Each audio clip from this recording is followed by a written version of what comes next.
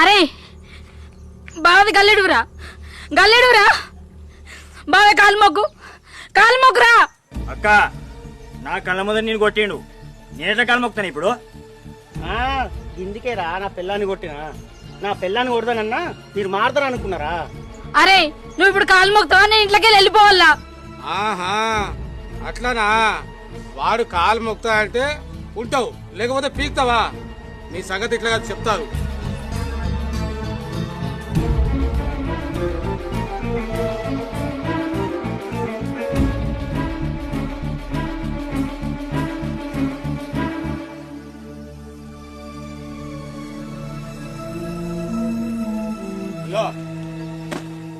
ఇప్పుడే నడవేనా ఇట్లా వెళ్ళి నా కంటి కనిపించకు, పీకో చెల్లె.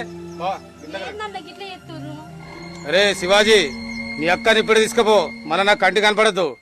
నీకేమో బావానే గౌరవం పోయింది, దానికి అసలే లేదు. నా కంటి కనపడకుండా తీసుకొని పో, పీకండి ఇక్కడ. చెల్లె బావా రండి, మీరు రండి. ఏందన్న గిట్లా చేస్తున్నావు?